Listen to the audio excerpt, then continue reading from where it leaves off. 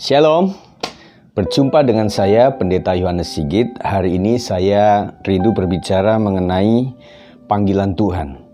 Matius 4 ayat 19 mengatakan, Yesus berkata kepada mereka, "Mari ikutlah aku dan kamu akan kujadikan penjala manusia."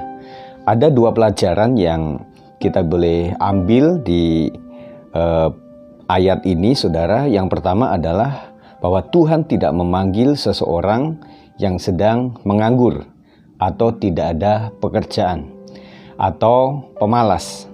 Kita lihat bahwa justru pada saat calon murid sedang giat-giatnya bekerja mencari nafkah, Yesus memanggil. Nah, saudara, jangan pernah kita berpikir bahwa ketika seseorang tidak ada pekerjaan, maka itulah waktu yang tepat untuk melayani Tuhan. Tidak. Karena Tuhan memanggil seseorang, harus orang yang rajin dan sedang bekerja. Malah begitu. Justru pada saat calon murid sedang giat bekerjalah, Tuhan memanggil. Pelayanan hendaklah bukan karena tidak ada kerjaan lain, makanya melayani. Jadi hendaklah saudara kita akan berpikir yang berbeda. Justru bukan karena pilihan terakhir maka seseorang melayani, tetapi sebaiknya ketika dia sedang melayani keluarga untuk bekerja atau apapun, mari kita melayani pekerjaan Tuhan. Bukankah pelayanan lebih efektif ketika kita ada di luar gereja, di keluarga, di pekerjaan, di kampus, di teman-teman, sekolah, dan di sosial masyarakat. Dan bukan juga karena sibuk maka tidak melayani. Orang berpikir nantilah Pak, kalau ada waktu saya akan melayani Tuhan. Tetapi yang lebih baik adalah ketika saya sedang memiliki kapasitas yang luar biasa dalam pekerjaan, berpikir masih lancar, baik, talenta masih bagus banget, dan kita melayani Tuhan, bukankah kita akan memberikan talenta kapasitas yang terbaik untuk kemuliaan nama Tuhan? Kenapa orang harus ketika sudah tidak ada kekuatan, sudah tidak ada daya lagi, baru dia melayani pekerjaan Tuhan? Sebaiknya pada saat kita sedang kuat-kuatnya, kita harus tetap melayani pekerjaan Tuhan. Melayani itu harus dinamis dan melahirkan buah pelayanan. Pelayanan harus menghasilkan. Nah, orang yang menghasilkan harus orang yang cerdas, orang yang memiliki daya kreasi yang sangat baik, sehingga menghasilkan buah pelayanan. Ketika seseorang melayani tetapi tidak menghasilkan apa-apa, saya pikir itu pelayanannya juga kurang berdampak berarti. Nah, orang yang menghasilkan buah pelayanan yang baik pasti orang yang memiliki kecakapan khusus.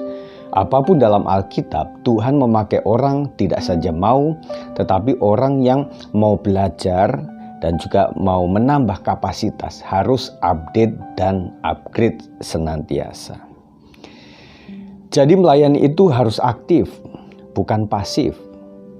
Ketika orang pasif, tidak melakukan apa-apa, sebenarnya justru kita ketika melibatkan orang-orang seperti ini akan menjadi sandungan, menjadi beban tersendiri. Karena apa? Karena memang dia punya watak, karakter, tabiat yang malas. Nah, ketika kita libatkan dalam pelayanan, malah tidak melakukan apa-apa. Nah, terbukti adalah bahwa orang yang masih aktif di profesional, ketika dilibatkan dalam pekerjaan Tuhan, dalam pelayanan, mereka sangat dinamis, mengatur waktu baik, kemudian mengatur keluarga baik, mengatur jadwal baik. Tetapi orang yang kelihatan tidak punya aktivitas atau kegiatan yang lain-lain, kayaknya begitu rumit, begitu sulit untuk bisa memanage waktu, untuk melayani, dan juga untuk melaksanakan tugas dalam keluarga.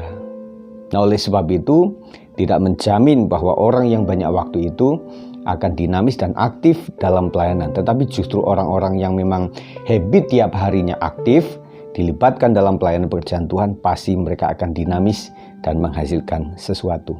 Itu yang pertama, bahwa Tuhan tidak memanggil seseorang pada saat pengangguran atau tidak melakukan apa-apa, tetapi justru pada saat dia sibuk-sibuknya.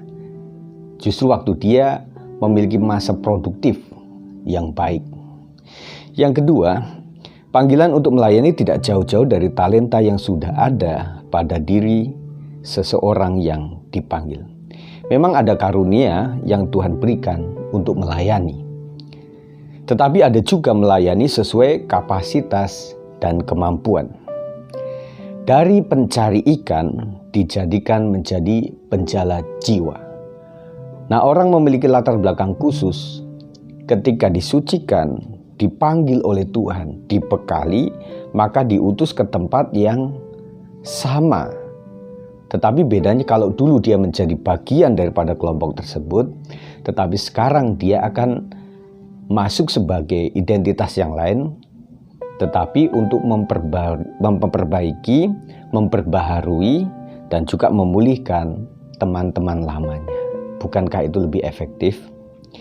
Tidak semua jabatan pendeta atau orang kudus atau rohaniwan bisa masuk di kelompok tertentu. Hanya orang-orang yang memiliki latar belakang yang sama tetapi sudah dipanggil oleh Tuhan dan disucikan, ketika dikembalikan kepada kelompok yang lama dulu akan lebih efektif, dan awalnya mereka sudah diterima di situ. Bukankah lebih efektif untuk melayani dengan cara seperti ini? Oleh sebab itu, gunakan talenta untuk melayani. Jadi semua talenta saya pikir yang penting bukan pembuat kejahatan. Itu bisa digunakan, dipakai, diberdayakan untuk pekerjaan Tuhan. Bayangkan gereja membutuhkan apa masa kini. Semua media, semua kecakapan-kecakapan di dalam dunia profesional dibutuhkan di dalam gereja. Oleh sebab itu, kalau orang memiliki talenta, tidak mungkin menganggur di dalam gereja.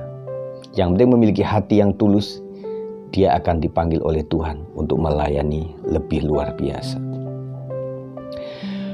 Nah, kita harus melayani sesuai dengan talenta.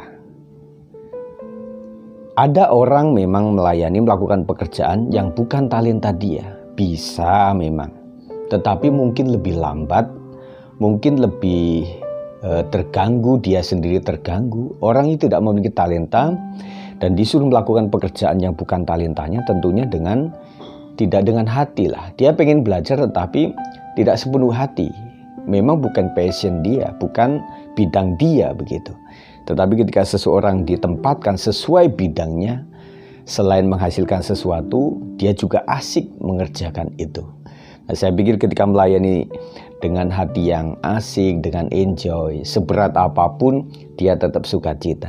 Karena saya pikir di dalam dunia pelayanan tidak ada yang selalu menyukakan, selalu korban, memberi, dan kemudian kita diajar untuk sabar sampai menghasilkan buah-buah roh yang berkenan di mata Tuhan.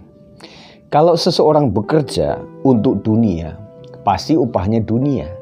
Di setiap tanggal gajian, di setiap habis bekerja, dia akan mendapatkan upah langsung. Tetapi acap kali ketika kita melayani pekerjaan Tuhan, kita tidak berupah. Kadang-kadang kitalah yang harus memberi, itulah pelayanan.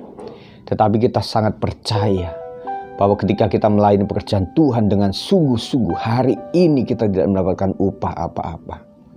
Tetapi nanti di dalam kekekalan, kita akan mendapatkan upah surgawi. Bekerja untuk Tuhan berupah yang kekal. Kiranya kita tetap semangat, setialah melayani Tuhan. Setialah sampai pada akhirnya, sampai mahkota kehidupan kita terima. Tuhan Yesus memberkati kita. Amin.